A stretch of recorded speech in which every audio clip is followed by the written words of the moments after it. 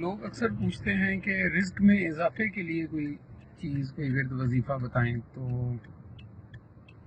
دین کا ایک اصول یاد رکھیے کہ جو چیز اللہ تعالیٰ نے قرآن میں ذکر فرما دی ہو اور بڑی واضح ہو، اس کو حدیث میں ڈھونڈنا بھی ٹھیک نہیں ہے. رزق کے لیے قرآن پاک میں ایک آیت ہے، لَإِن شَكَرْتُمْ لَأَزِيدَنَّكُمْ، اگر تم شکر کرو گے تو میں تمہیں اور بھی زیادہ دوں گا. بڑا سادہ سا اصول ہے. کوئی بھی چیز آپ چاہتے ہیں کہ آپ کی زندگی میں زیادہ ہو جائے تو اللہ تعالیٰ وعدہ فرما رہا ہے کہ اگر تم شکر کرو گے تو میں تمہیں اور بھی زیادہ دوں گا. تو آپ کسی بھی نعمت کا شکر ادا کرنا شروع کر دیں تو میرے اللہ کا وعدہ ہے کہ وہ بڑھ جائے گی، اور یہ وعدہ کبھی جھوٹا نہیں ہو سکتا.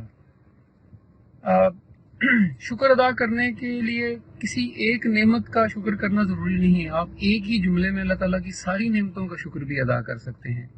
میں خود بھی جب اللہ کا شکر ادا کرتا ہوں تو میں کچھ اس طرح سے کرتا ہوں کہ یا اللہ، میں تیری ان سب نعمتوں کا شکر ادا کرتا ہوں جو مجھے پتہ ہے، اور تیری ان سب نعمتوں کا بھی شکر ادا کرتا ہوں جو مجھے نہیں پتہ اور تو پھر بھی دیے جا رہا ہے. تو اس میں وہ ساری چیزیں کور ہو جاتی ہیں. آپ اپنے طریقے سے جیسے آپ کو اچھا لگتا ہے شکر ادا کریں، لیکن بڑا سادہ سا وظیفہ ہے. کسی ورد وظیفے چلے پیر صاحب کی ضرورت نہیں ہے. لَإِن شَكَرْتُمْ لَأَزِيدَنَّكُمْ، اگر تم شکر کرو گے تو میں تمہیں اور بھی زیادہ دوں گا. اللہ تعالیٰ ہمیں سمجھنے کی اور عمل کرنے کی توفیق دے.